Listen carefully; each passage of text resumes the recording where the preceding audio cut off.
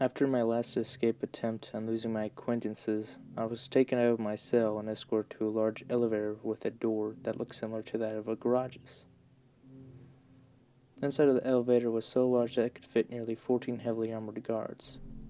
While I was standing there with the lady in the blue dress with our escorts, she told me I had to go find a key on a very low floor that was overrun by monsters and to use it on a control panel. It would activate a floor cleansing system that basically incinerates any organic matter within its range. I fell to my knees and begged her not to make me do it. I was afraid.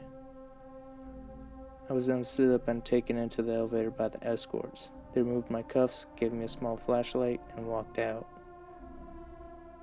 I sat in the elevator while tears fell from my face as a big heavy door closed in front of me. The elevator then began to go down. As it was descending to the broken floor, I heard the speaker in the elevator turn on. It gave me more information about my task and told me that it would not let me back up until I completed the job.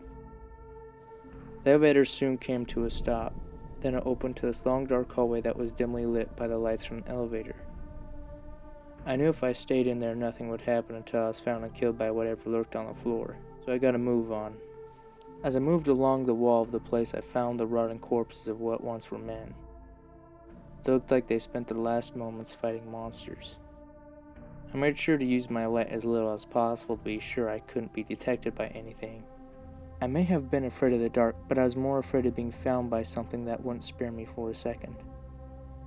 After walking down some halls and making a few turns, I found the key laying on the floor. But right ahead of it was this tall monster without eyes and razor-sharp teeth standing in the middle of the hallway. It looked like it was around 12 feet tall and could eat a person whole. I held my breath, then approached with extreme caution, grabbed the key, then leaned up against the wall, and passed it, barely brushing against its huge arm. The monster then stomped down the hallway in the direction I came from after I passed it. Soon after going by some laboratory rooms and more corpses, I found the door to the control room. I hesitated to enter because the door was cracked open and had a smear on it. I then slid between the door without moving it and got inside. It was nearly pitch black in the room. The only light in it was from the control panel. The control panel had a whole bunch of buttons on it and one glowing ring that went around a keyhole. I started to feel like something was creeping up behind me, so I jammed the key into the keyhole and turned it. Then all the lights, including alarms within the facility, turned on and flickered like crazy.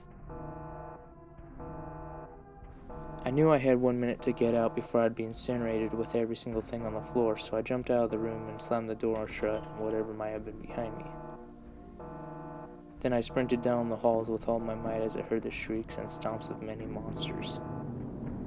I threw my light and hit one of the things behind me as I made a turn and pushed off the wall to keep up my momentum.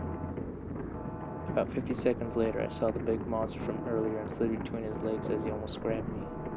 Soon after that, I saw the elevator as I ran inside it, shouting for it to be closed. It started to close as I watched the monsters advance really close to the elevator. They all then ran into the elevator door as it started to go up. Then the floor cleansing system activated and the sound of the monsters was no more. I then fell to the floor in relief as I woke up. Like and subscribe for part 3.